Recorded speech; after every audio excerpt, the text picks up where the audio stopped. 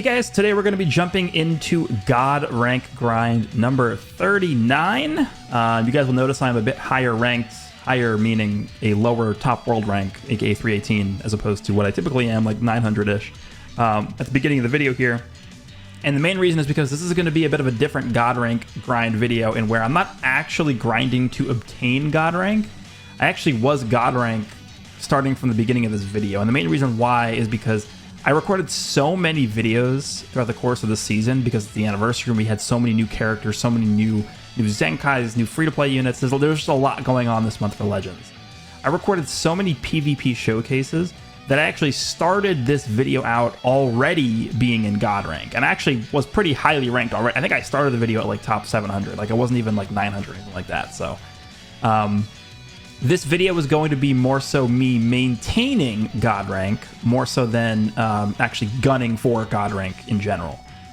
So we're going to be using the Regen team that you see there: Kid Buu, Orange Piccolo, and Red Cell.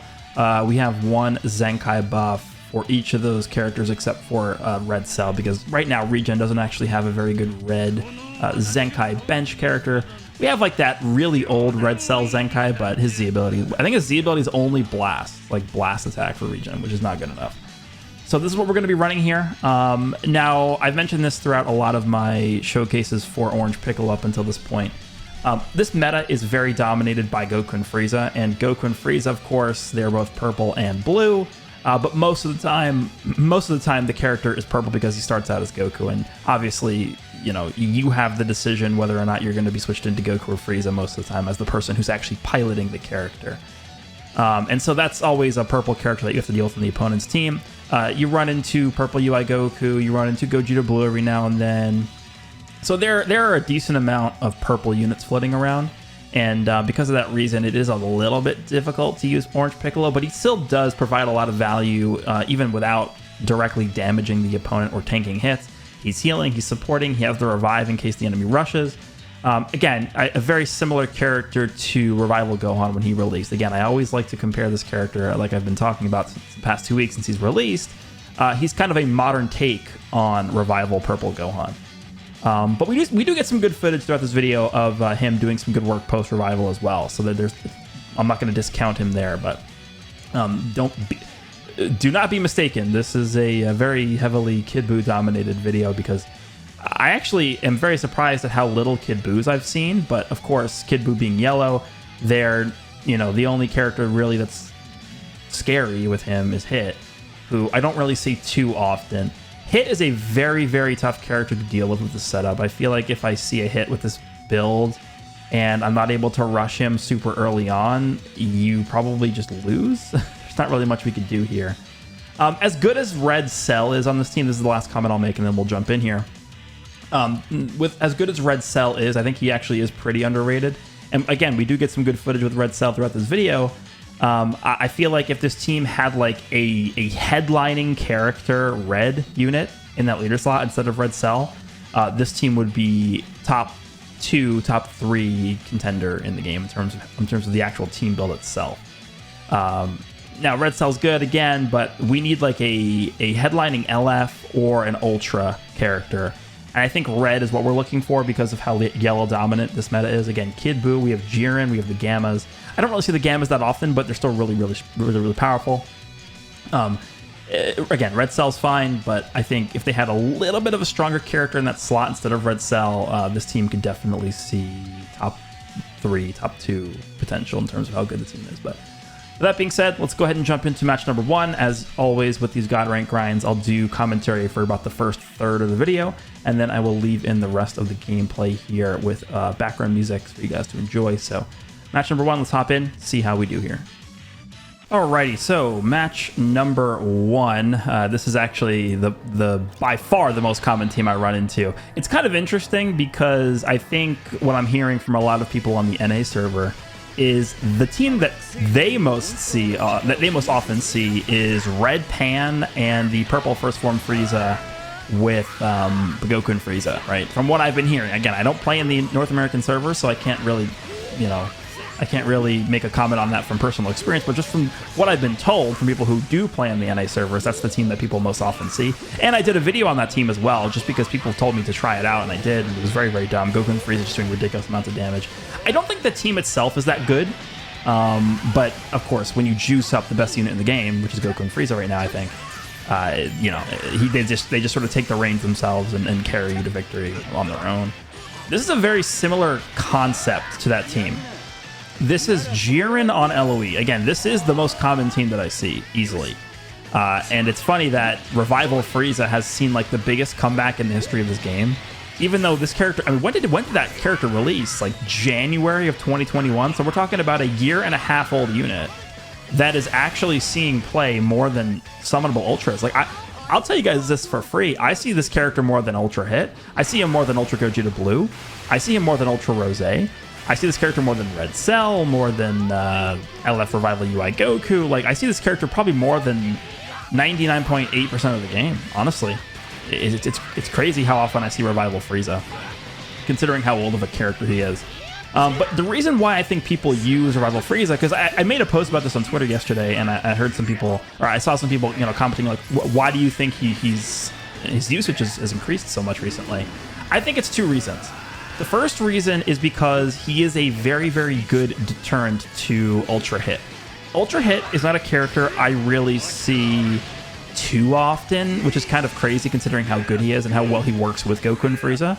Most people tend to just juice up Goku and Frieza as opposed to giving equal representation to like other characters in the team, aka Hit. But again, he's a good deterrent to Ultra Hit's time skip. Even if he gets time skipped, he still has a second life, so you know it's fine. If he even dies, right? He's a blue character. You can kind of just build him defensively because you're not really looking to do tons of damage with the unit anyway. So that's reason number one. And then reason number two, I think, is more of a pressing matter right now, is Goku and Frieza, right? So the Frieza side, when you tag into Frieza, the Frieza side gets uncancelable special cover change and nullification, which means that if you are switched in with your Frieza and you have that uncancelable cover nullification active, you can actually rush the enemy and they won't be able to switch in with their Goku and Frieza to nullify your Rising Rush because you have uncancelable cover nullification. They're one of the only characters that can do that. I think the other two units that can do that are Revival UI Goku post-revive. He has uncancelable cover null. And then, believe it or not, LF Majin Vegeta with his main ability popped post-transformation, I believe also has uncancelable cover nullification. But that's one of the reasons why it's so powerful to have a Revival character on your team, because if you're using Goku and Frieza and you fight an enemy Goku and Frieza, you'll have protection against the enemy Goku and Frieza's Rising Rush through your Revival Frieza's Revive mechanic because of his second life, right? That's, I think, the more pressing reason as to why people are using Revival Frieza right now. But I think the safety net against the time skip is another big reason. But it's interesting how these characters can just get resurrected from the dead, right? Depending on the situation in the game. But yeah, this is why I see so many Revival Friezas. I actually probably should do a video on this team. The guy just goes for 4-inch strike 3. He's fed up. I should probably do a video on this team because I haven't actually tested this out or used it for myself.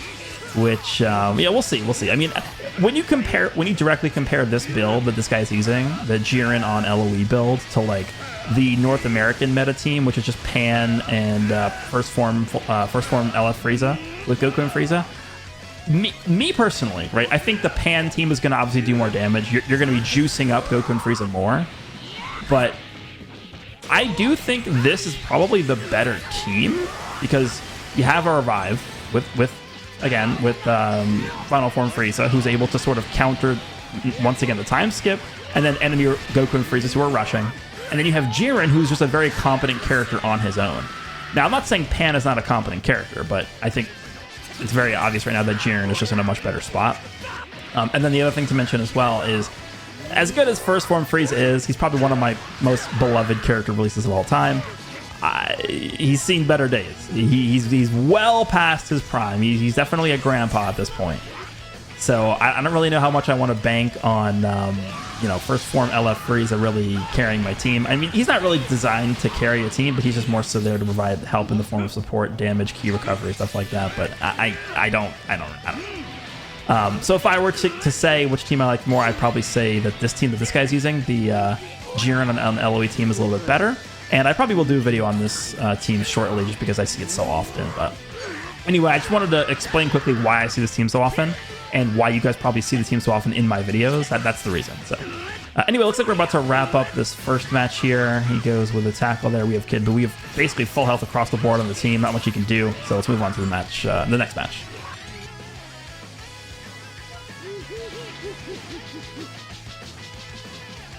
All right, match number 2. Looks like we're up against a movies build with the Gammas, Beast, Gohan, Piccolo. We have Pan there. Who's this guy bring? I forget. I will tell you guys this. Throughout my... Okay, so he doesn't bring Pan, which is interesting because I have Kid Buu. I don't really understand. But throughout my time in this God rank grind and post God rank grind, I've been playing a little bit off camera as well. I really don't see the Gammas that often. I really don't. I think the Gammas make an appearance maybe like 1 to 3 times throughout this God rank grind.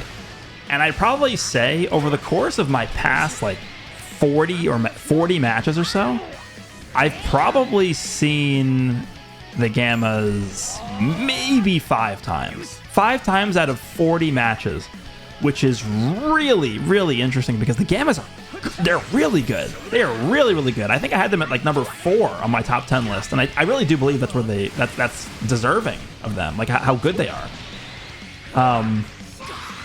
I guess maybe it's just people that are scared of Ultra Hit, but again, I don't really see Ultra Hit that often, so I'm really actually I don't know why the Gammas are not used as often as they should be, in my opinion. But yeah, the Gammas are really a character I don't see as often as I would have thought, based off of how good they are.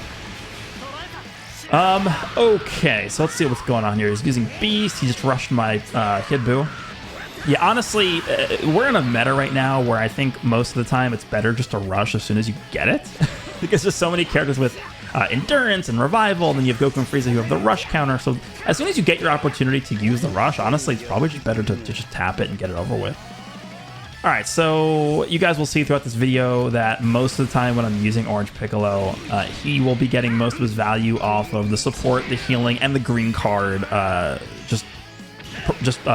Basically just an engine that's able to provide a bunch of green cards to Kid Buu and to Cell. Cell getting green cards is not the biggest deal ever. It's definitely helpful for him in terms of getting extra damage and drawing more cards, but Kid Buu, yeah, like exactly like this. You give Kid Buu a green card, you drop the combo, and you just stomp out teams with him. That's really the purpose of Orange Piccolo right now, I feel like. As soon as we get more blue units that are prevalent and dominating the game, I think he will make a bigger impact in terms of his actual output and his tanking abilities. I don't really think he's a great tank, but post-revive, he definitely can dish out a lot of damage, especially if you're able to land the counter. His blue card hits really, really hard. So we'll see how this guy's able to do here. He goes for the mid-range strike. I think that was just a mistake on his part, because I hit him with like the very rare tap attack that canceled his tackle. Like, that's not something you see very often. And I think he just, I don't know, he like preemptively clicked the strike card or something, and I just hit him with the rush there. So his Orange Piccolo's out of here. Who does he have left? Let's see. 6.3 million. Okay, it's not that much damage. The Gammas. My main here? Yeah, that's it. It's over. He can't do much about this. I think we're just gonna... This is over, right? He can't win from here. Yeah, we dropped there, and that's it. That's over.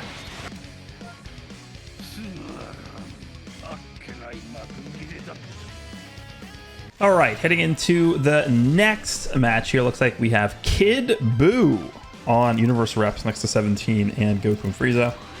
Definitely a really annoying looking team. Again, this is the reason why I mentioned in the previous fight that this is a meta where you should just rush whenever you can. I mean, look at this team here. How do you rush this team? Can somebody, how do you rush? It's impossible, right? In fact, not only is it impossible to actually get like an effective rush against this team, but it's impossible to even rush the team in general because of Goku and Frieza, right? Of course, Goku and Frieza reduce their sub count by 7 when the enemy rushes, and Then we have Kid Buu and 17, who are both deleting your buffs when you rush and have uncancelable endurance. Like, this is probably the least rushable team in the game right here. Definitely a very annoying team here, but Kid Buu, I don't really know if he works the greatest on this team, especially against other Kid Buus, which is kind of weird to say, but this is actually a match where Orange Piccolo could be pretty effective, depending on how often we see this guy like staying in with the Frieza side of Goku and Frieza here. All right, so he goes into 17. I thought he was going to jump right away there, which is why I went with the strike. All right, I'm gonna, as soon as he goes into Frieza, I'm just going to switch into Piccolo here. And yeah, Piccolo, remember, Piccolo does greatly reduce the amount of damage the enemy does with their cards because of the power reduction. And then we're also reducing their card draw speed by 2 as well. So that does pair up pretty well with cover change against the Frieza side here. I think I try and catch him with a green. I have a triple stop time here. I have a green, I have a main, and then I have another green. I'm just trying to see if he does anything here to rush, which I don't think he does. He goes into Goku. Okay, so I got to go into Kid Buu here. Against Goku and Frieza specifically, this team actually doesn't do that badly because we have full coverage, right? We have Kid Buu who covers against Goku being purple, and then we have Piccolo who covers against Frieza being blue. And then against Kid Buu, we have Cell who's red. So really the only troubling character here is Goku and Frieza if he's able to get the advantage on me with his priority and with switching between the two typings, right? All right, so we're going to continue the combo here with Kid Buu. I think, do I just rush? Like, there's really... Actually, no, I can't rush because then Goku and Frieza will just come in and nullify it. Yeah, this is tough. I mean, this is the true unrushable team here. Not much I could do. All right, so I think I'm going to lock him in. We're going to get rid of his gauge here. He's going to heal that all the way back up. Yeah, nothing we can do about that. Kid Buu is just ridiculous. I think I just go for the green. Yeah, this is just a Kid Buu match. Just a classic Kid Buu match where he just does everything. Have I been switching to Cell a single time in this match? There are a few matches throughout this video where Cell gets like 0 screen time. Oh, here's a good instance for Cell, right? We get him below half. We're able to come in, grab the cover null, grab the guaranteed green card draw, and refill our hand. This is clearly a match that's going to go to timer, right? I mean, there's no denying that. We're going on a timer here. All right, so yeah, this is actually, if you guys noticed what I did there, I was specifically waiting for him to switch from Goku and Frieza to Kid Buu so I could rush him, right? We know it's going to timer. This is very obvious. If we can secure a type advantage rush against him, I think we just straight up win, right? 5.7 million damage in this situation against this team, like that is really good damage. The only problem here is because he has blue 17 on his team, his rush is going to do a lot more damage than mine because remember, 17, I think it's... I believe it's 70% damage he gives to Allies Rising Rush. So his Rising Rush will do a lot more damage than mine. He goes into Goku here. Do I go into Kid Buu or just let Piccolo go at this point? Yeah, I go into Kid Buu because he goes with the blue card. Okay. All right, so he can switch into Frieza. I go for a tap attack here. What do I do? I go for a quick attack. Okay. Then he goes into Frieza because his Vanish back. This is actually really bad because I'm obviously sidestepping here. He knows that. Oh, I guess. Okay, he waited for 2 for some reason. Yeah, this is actually not a great spot here. But we were able to do so much damage to him in the beginning of the fight that I think we should be okay here. It goes into Goku. At this point, I think I just let Piccolo go. We still have our Kid Buu's endurance left, so we can utilize that to neutralize his rush if he goes for him. Which, honestly, I'm really surprised he hasn't gone for one yet. Because that's, again, the key to victory against a team like this where you just have no... Yeah, I don't know why he went for that. That was a little weird. The rush is the key to victory here in this match is where you obviously you know it's going to timer. Like, I'm coming into this match instantly. I don't even have to play the game. This is going to timer, no questions asked. It's very obvious. All right, he goes in with Kid Buu. Remember, Cell, he actually goes for the full screen strike there. I do not know. I don't know. Remember, Cell does have 2 vanishes. We just need to get his thing here. Now notice how I intentionally did not switch to Kid Buu. Remember, Kid Buu still has his endurance. The reason why I specifically stayed in with Cell is because I needed to reduce the amount of damage his rush would do as much as possible. If Cell would have died to that, fine, right? We just needed to make that rush do as little damage as possible. I go into Piccolo here because we are going to get his gauge here, and that's going to stop his combo. But I think, like, as long as we don't... that's a lot of damage. Goes into Frieza, so I'm not going to switch. As long as we don't get pummeled from this point till the end of the match, I feel pretty comfortable that we're going to win this one. He goes with the main. He's just trying to combo for as long as he can. Piccolo's eating this pretty well. I think even if he goes for the ult, I should probably just stay in with Piccolo. There's no reason to switch. Just, again, want to reduce the amount of damage he's going to do as much as possible so that we can win the damage calculation battle at the end here. Goes for the blue. I was kind of contemplating on switching to Kid Buu for that, but at the end of the day, I think I just decided Piccolo's better there. All right, that's fine. He's getting a lot of damage in here. He's literally been comboing me for like the past 80 counts straight. Like, I just haven't been able to touch him at all. I think we win this one because we were able to do a lot of, like, again, that type advantage rush that I was talking about in the beginning of the match. Like, that's literally what I think wins us this one. The ability to get that damage in early on. So close match, but let's move on to the next one.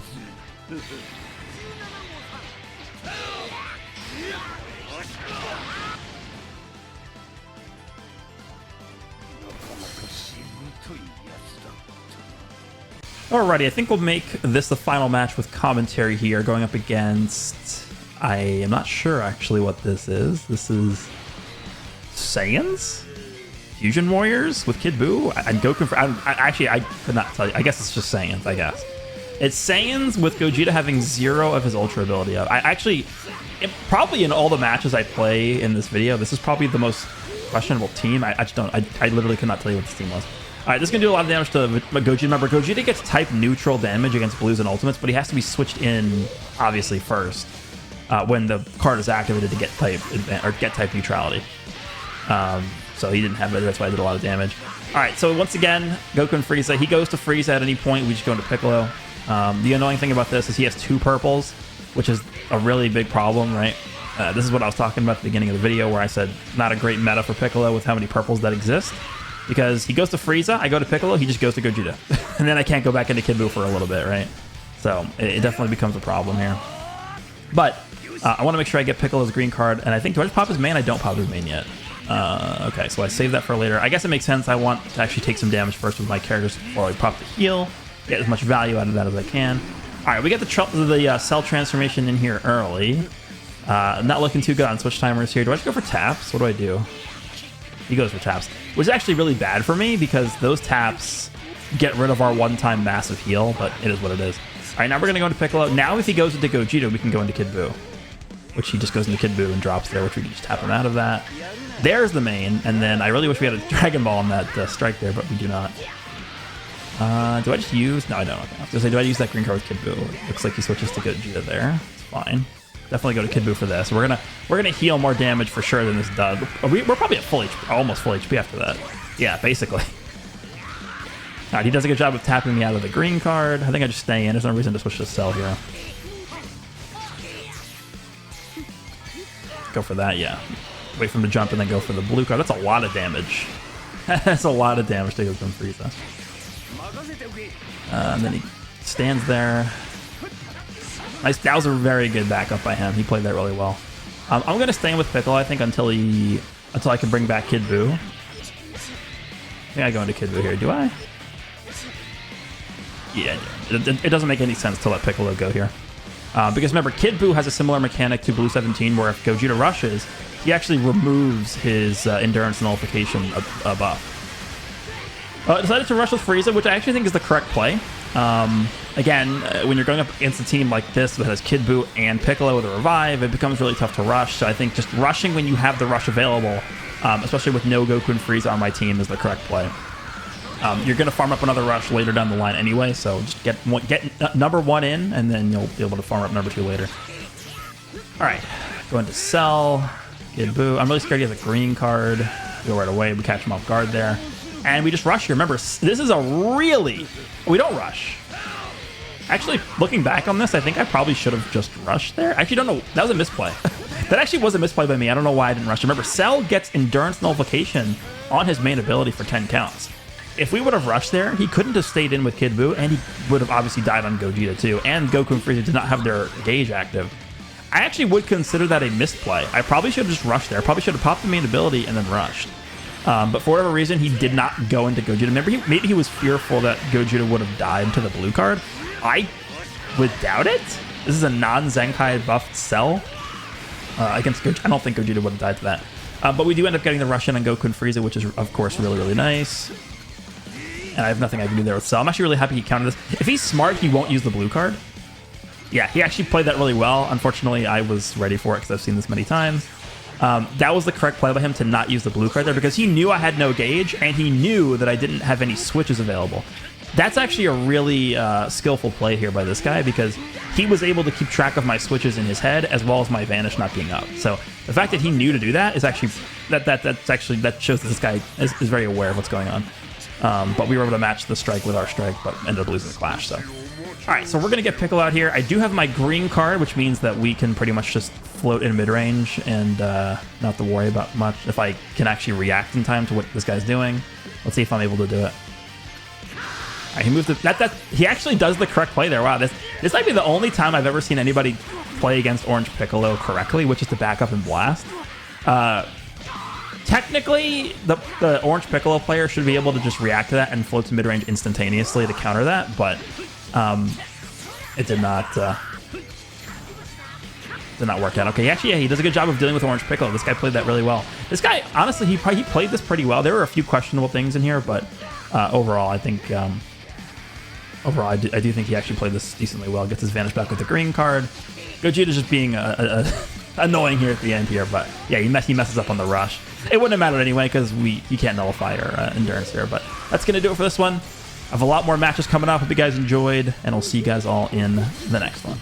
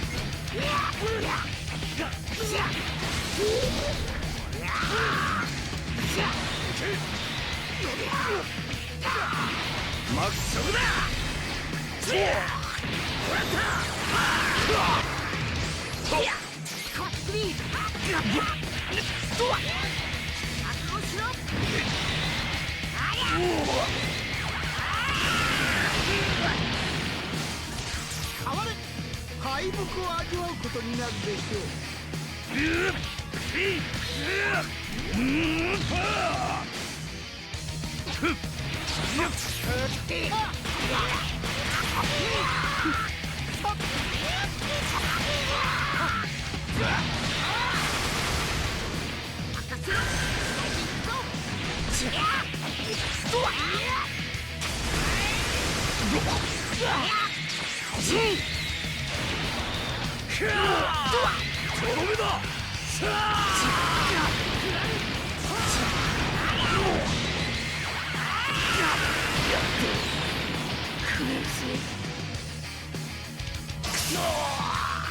しおまけをしておきました。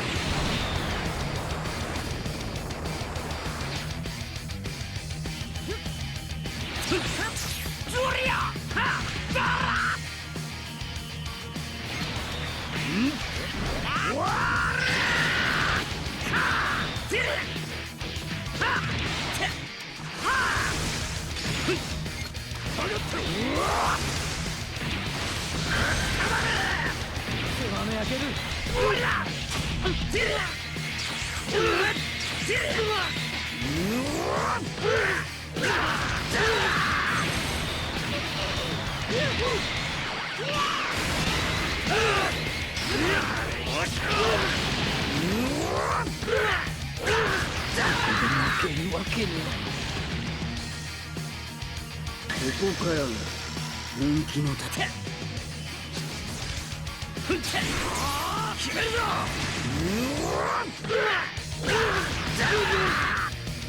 そろそろかわ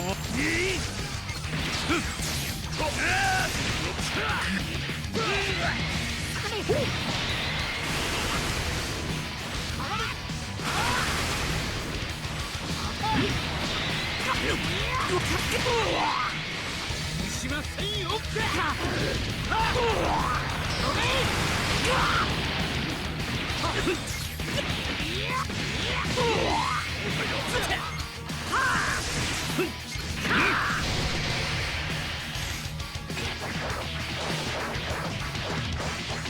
やるな。決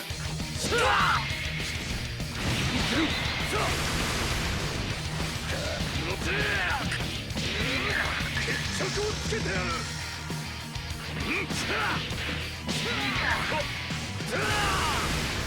もう出番、敗北を味わうことになるでしょう。すいません。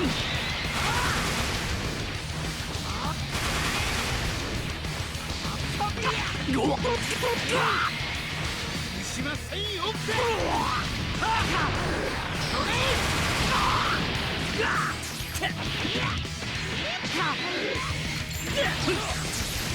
私が出る。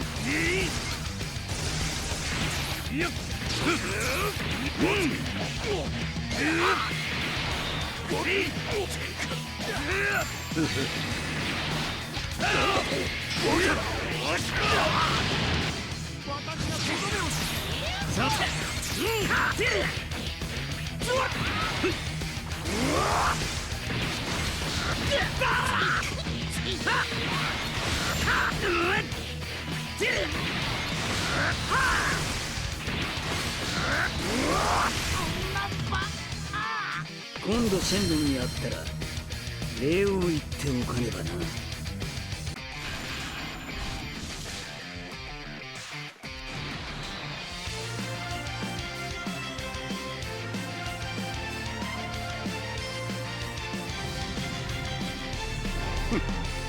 この俺と戦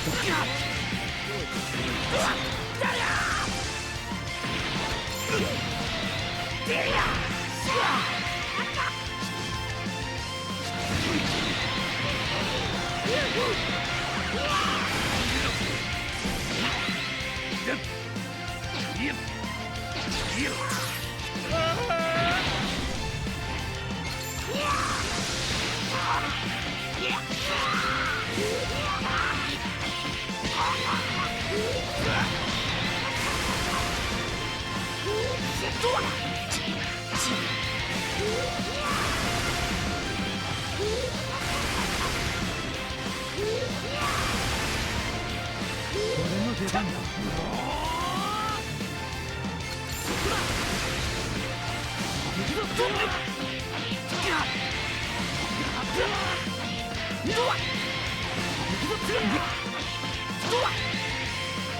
やるな。ならこれはどうだ。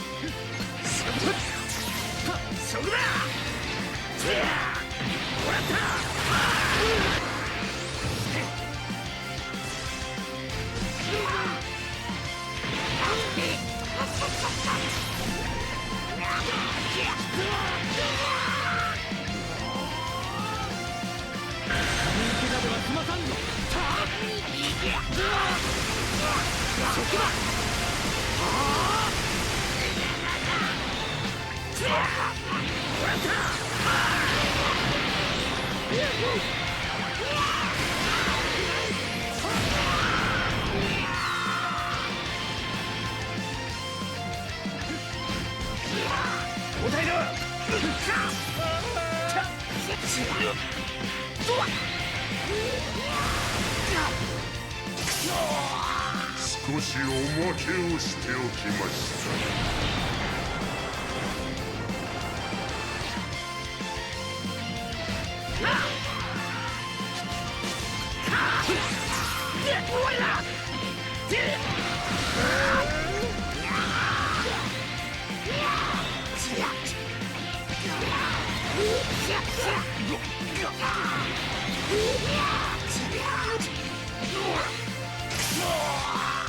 少しおまけをしておきました。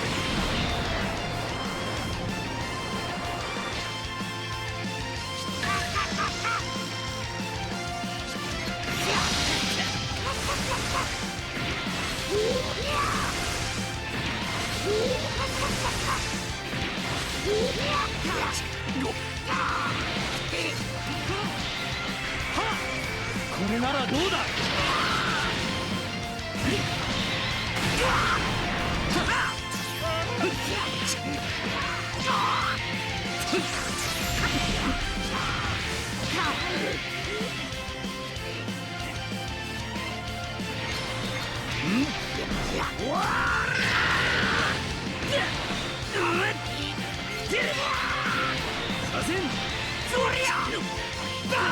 ここからが本気の戦いだ。決めるぞ。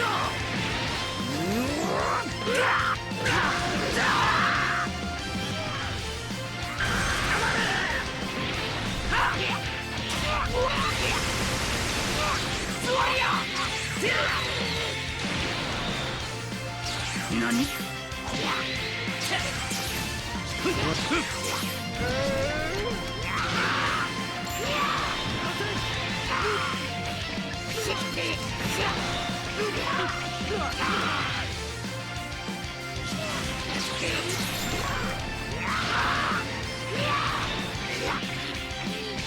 任せ決めるぞ。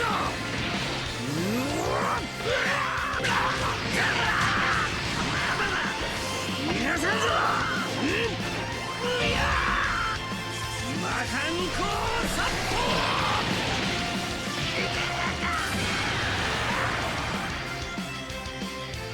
シェンロンのやつ、ずいぶんおまけしやがったな。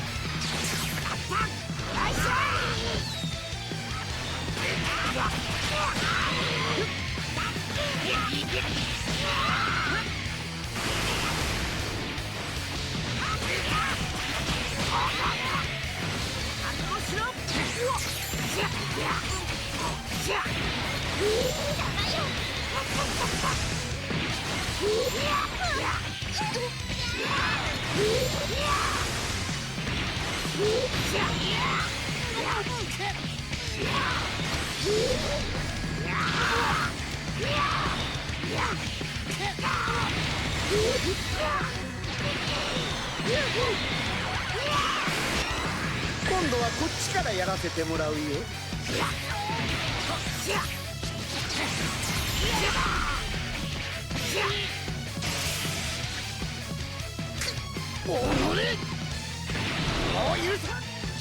やるな。ならこれはどうだ。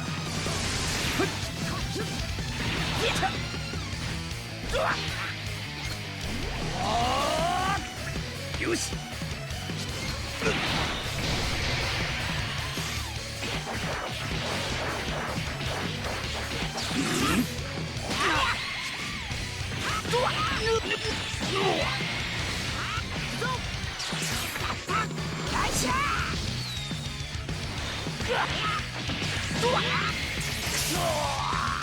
少しおまけをしておきました。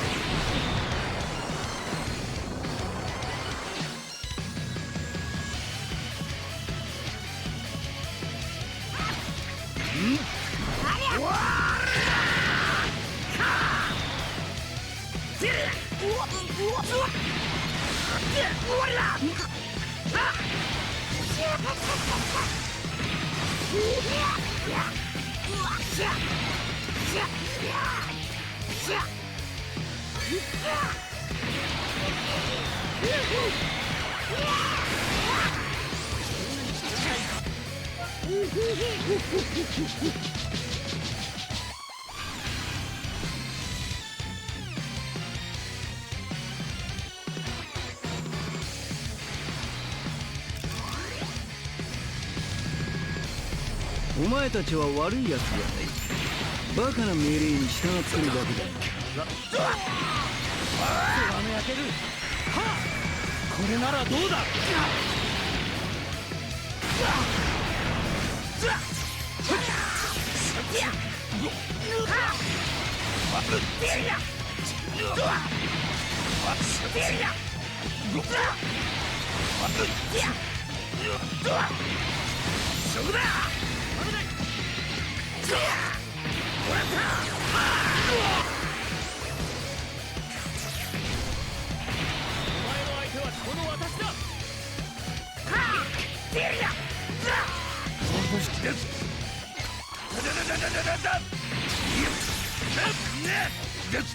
今日の僕は一味違うぞ。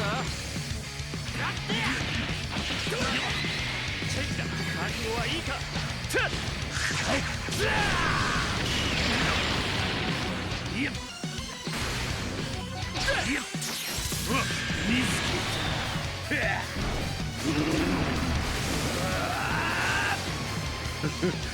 晴らしい力だ。覚悟はいいか。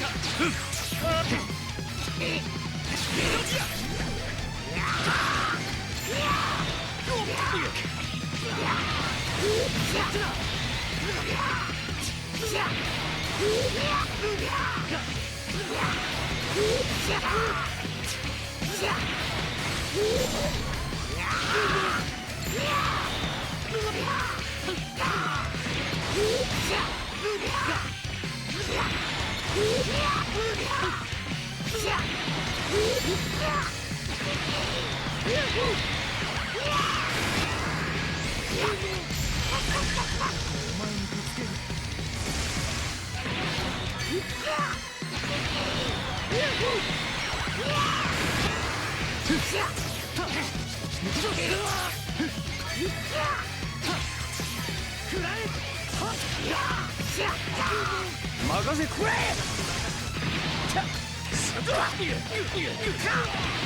やるな。ならこれはどうだ。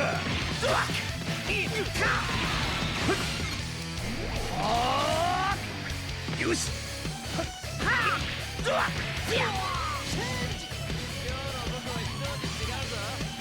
覚悟はいいか。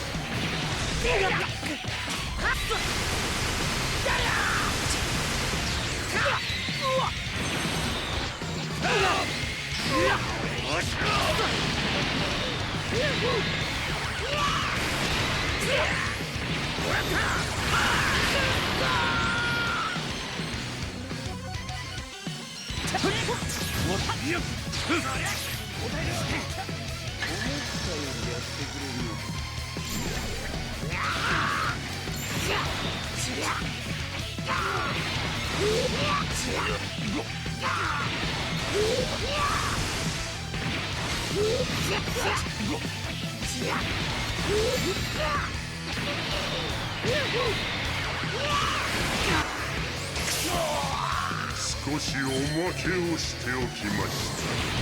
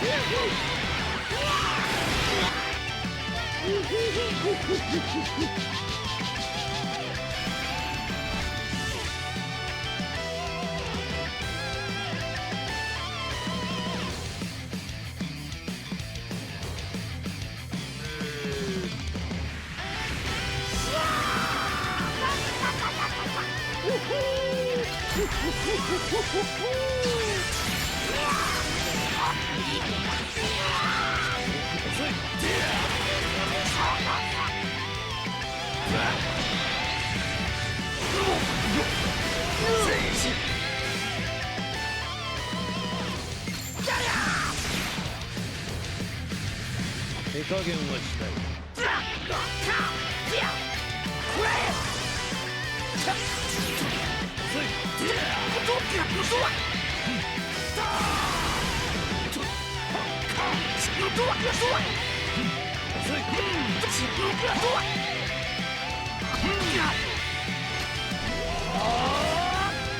よし、やるな。ならこれはどうだ。よし。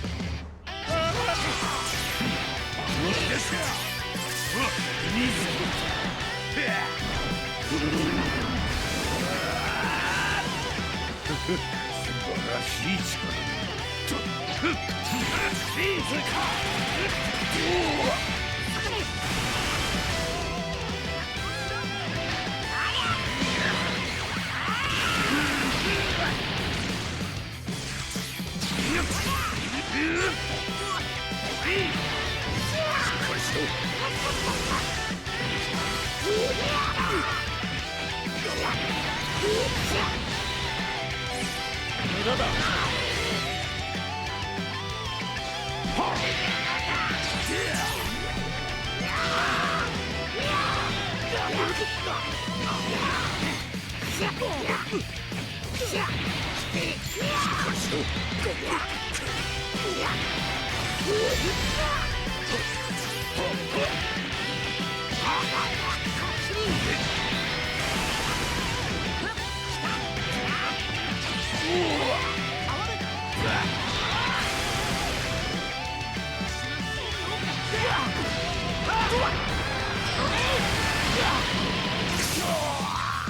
少しおまけをしておきました。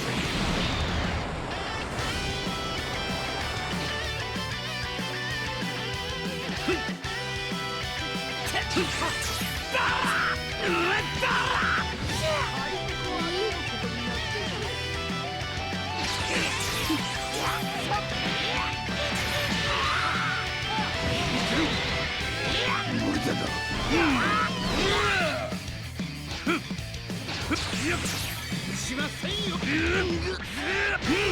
さて。そりゃ。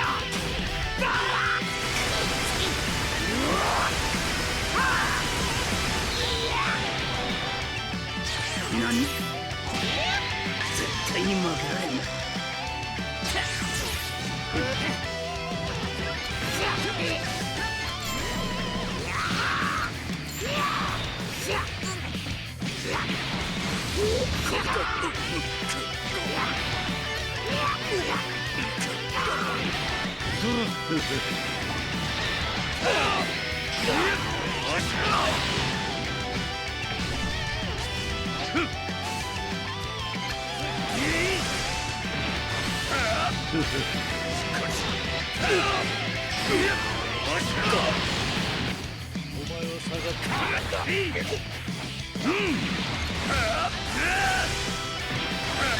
私には勝てん。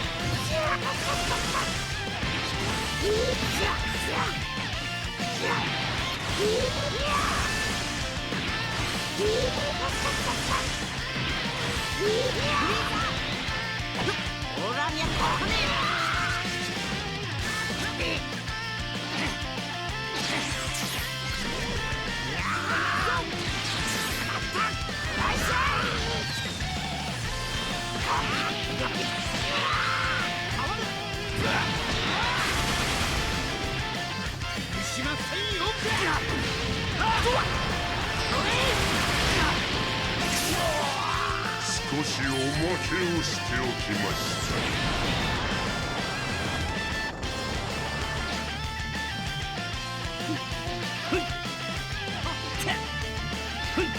敗北を味わうことになるでしょう。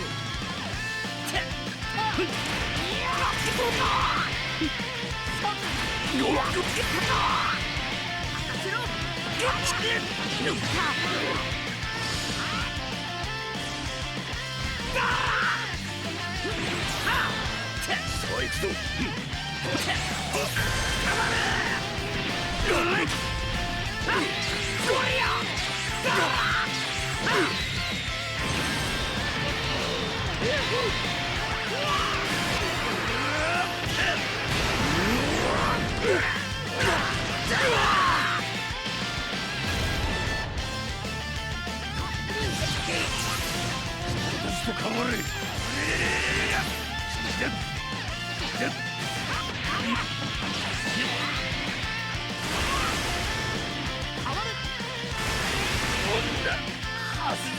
任せろ。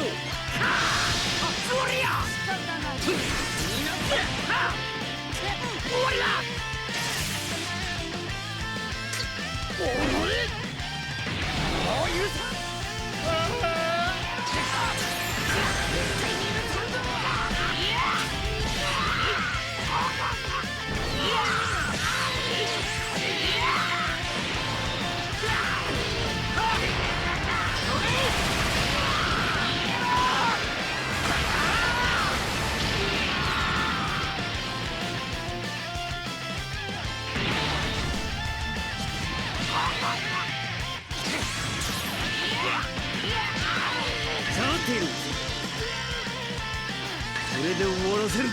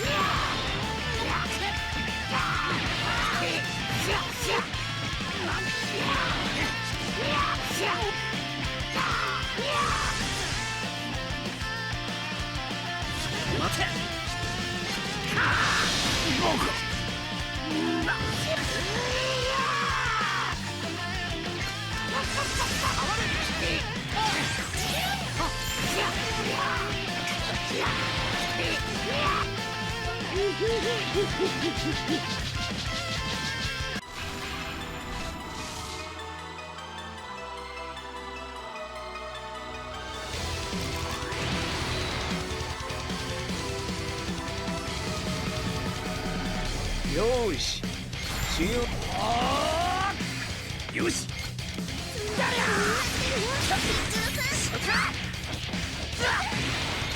そうだもらった後始末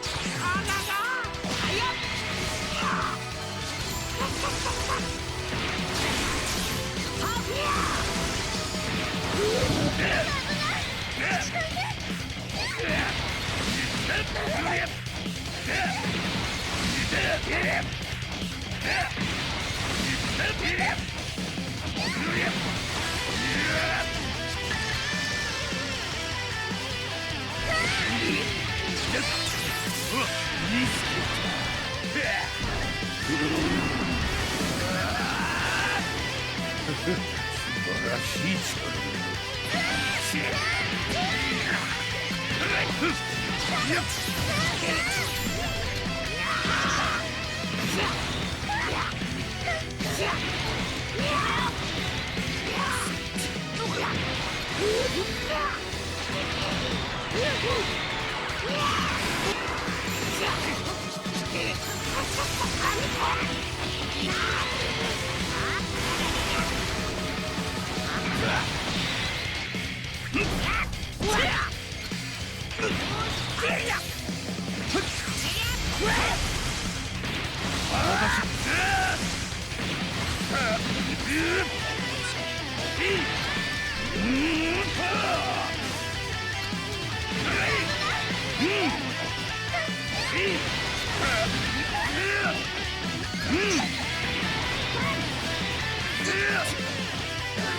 そろそろ終わらせてしまう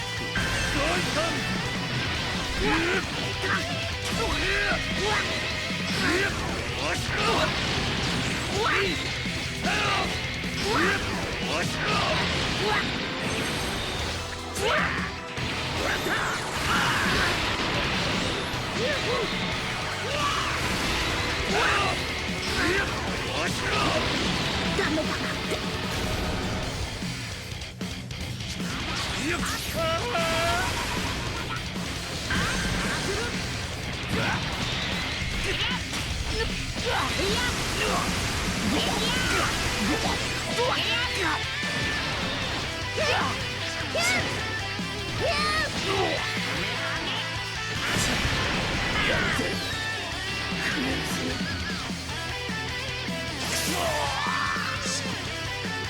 しておきま物足りんな。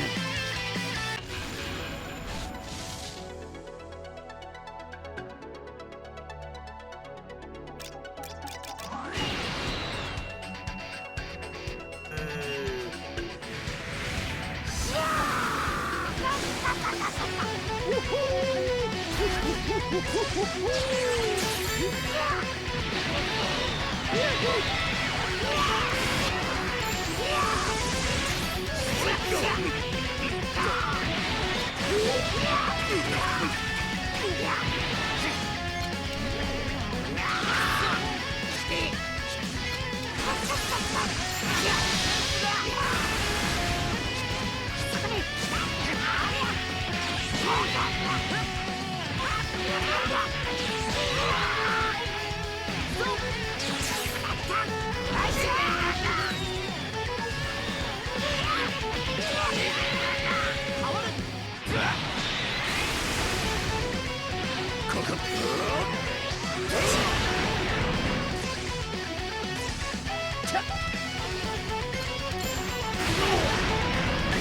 ったよりやってくれるな。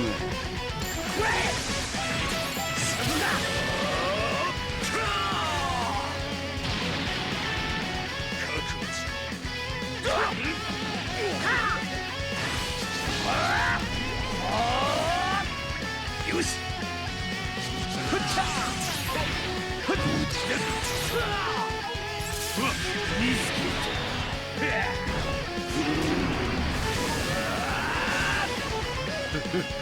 晴らしい力だ。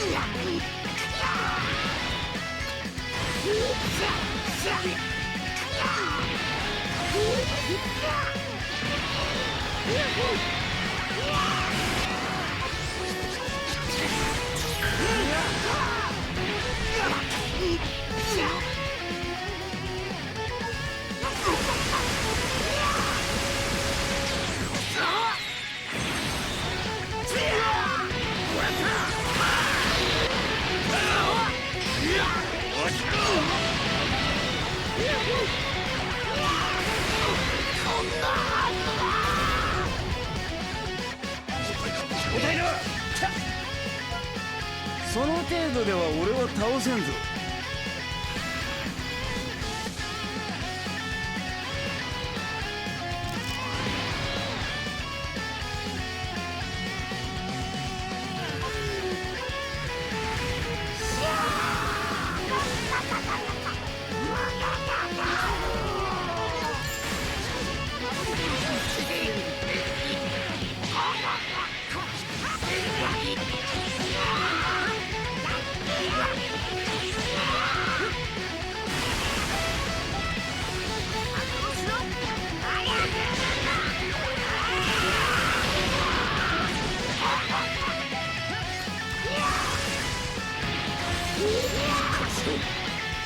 やめておけ。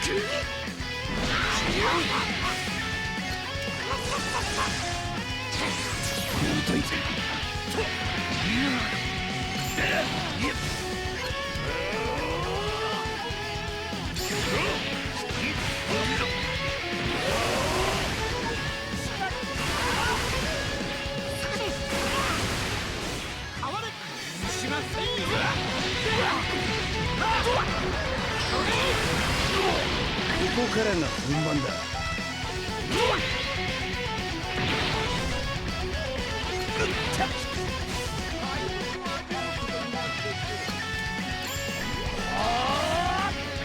よし。そこだ。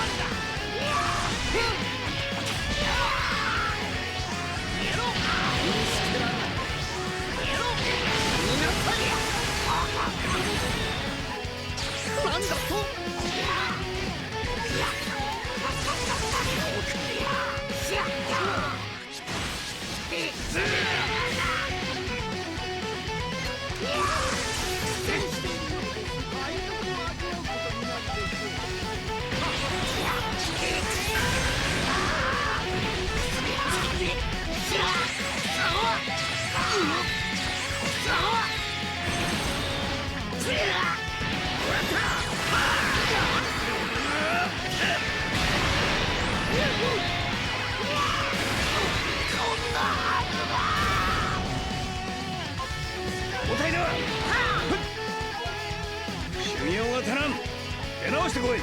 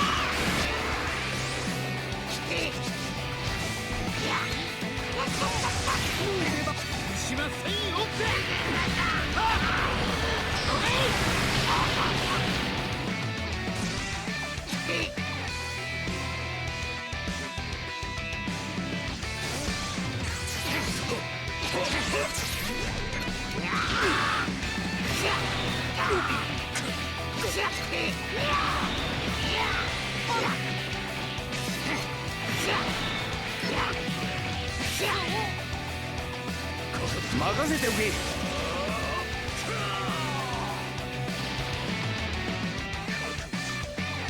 思ったよりやってくれるね。素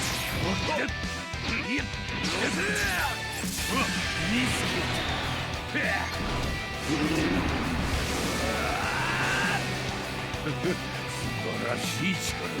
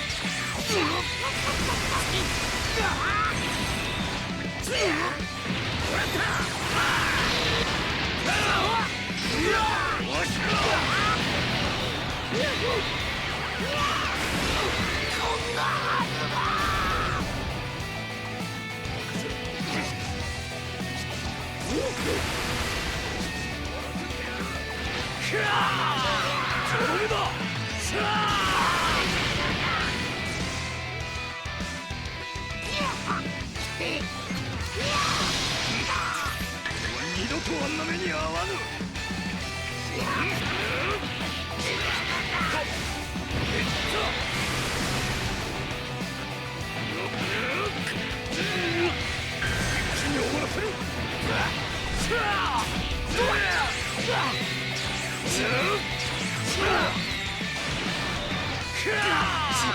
とどめだ。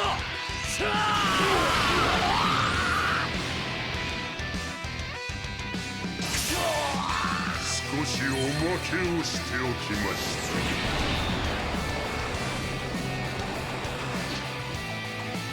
た。シ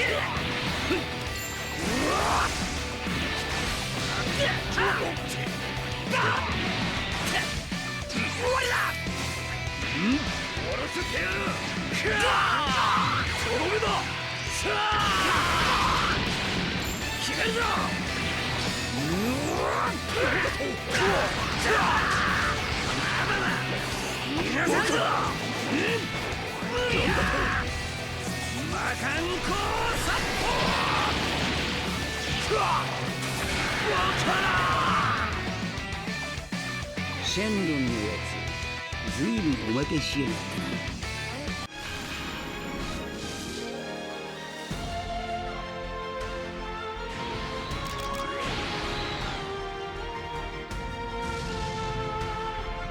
な。よーし、修行を始めるんだ。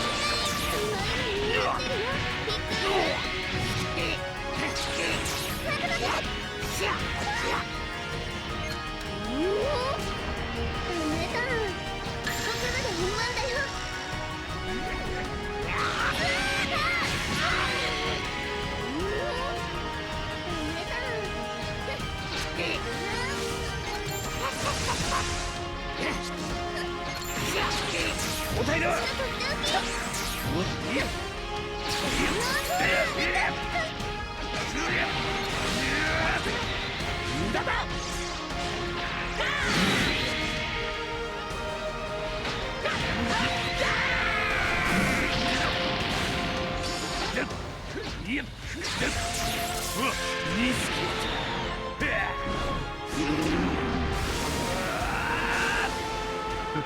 素晴らしい力だ。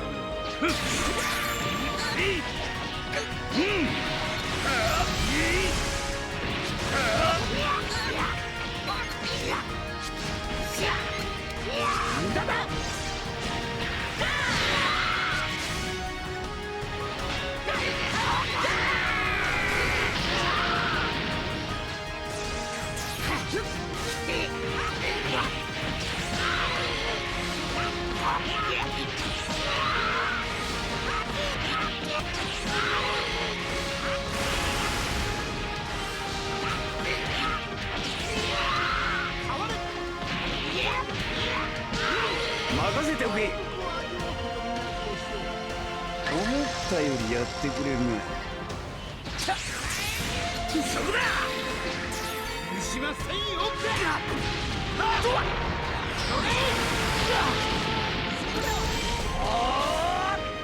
よし。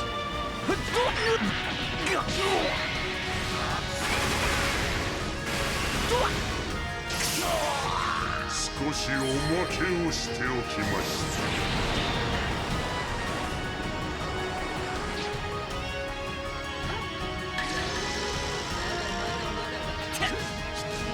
よっしゃ。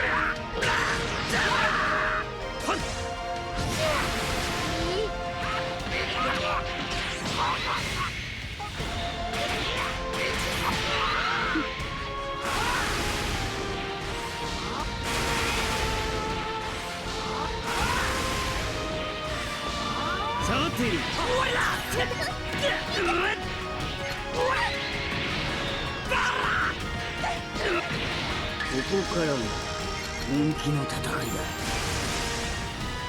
決めるぞ。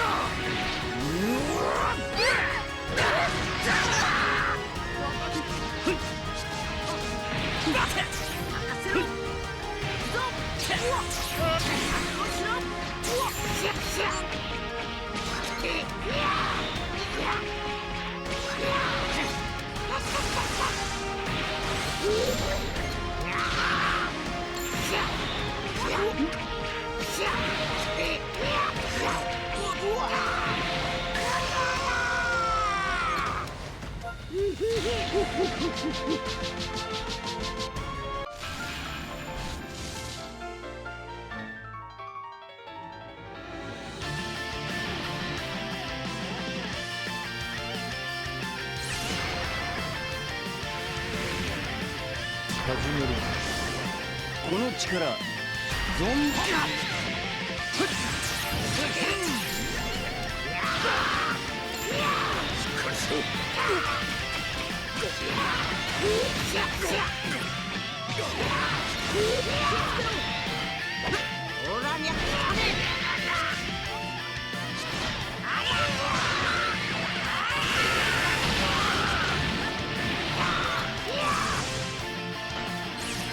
無駄だ。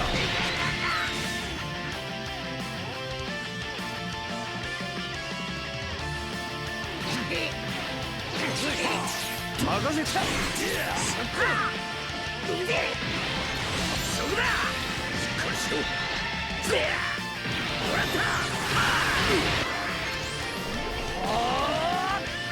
よし、私がついでした。いや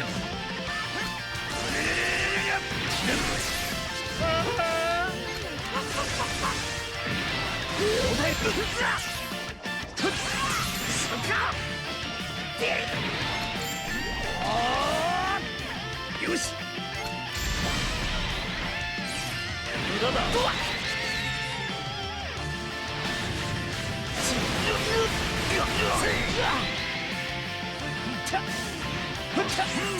思ったよりやってくれるね。こいつはどうだ。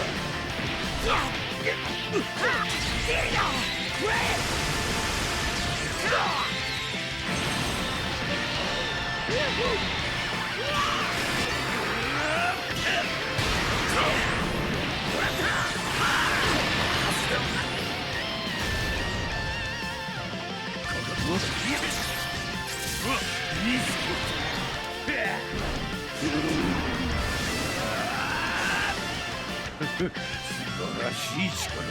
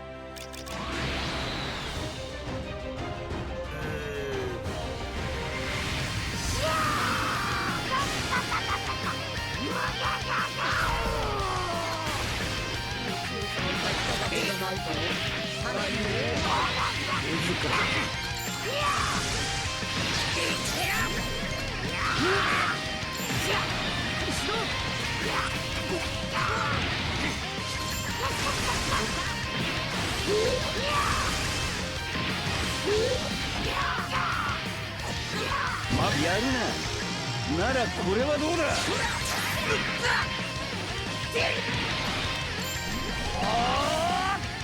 よし。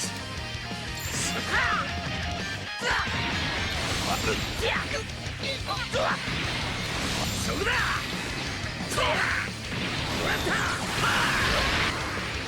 といる。神を任せる。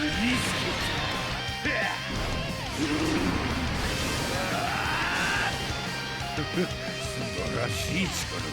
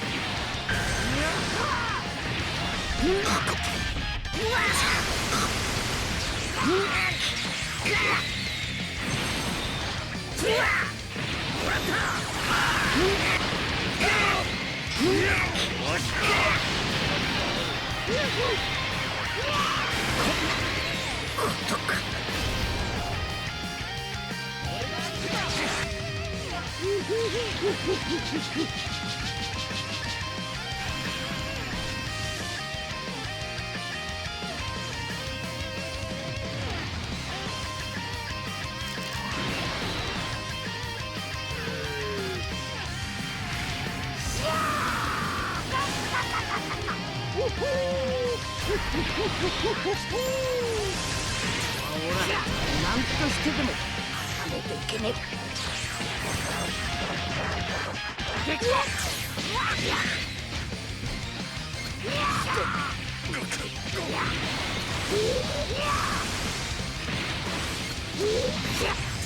オラがやる。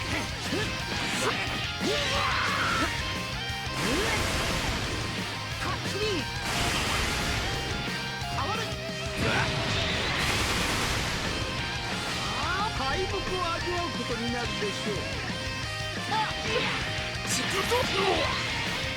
敗北を味わうことになるでしょう。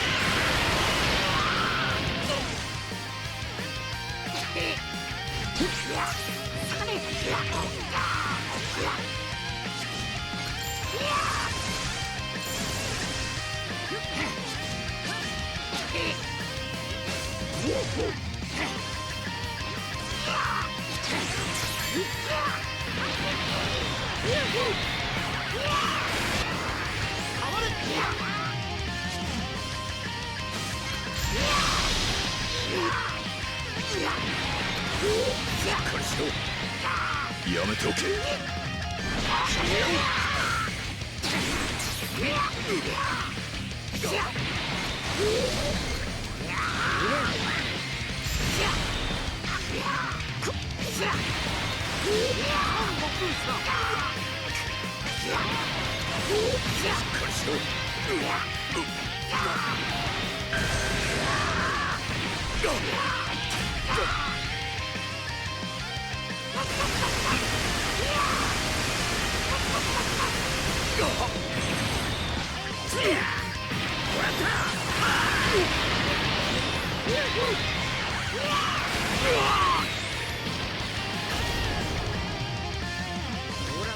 ここからが本番だ。よし。少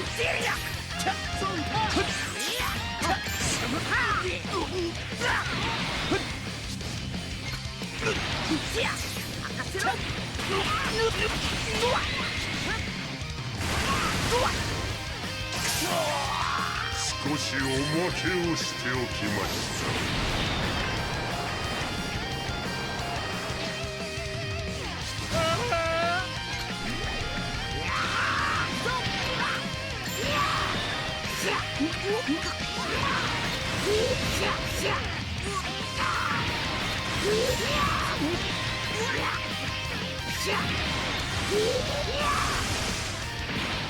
フフ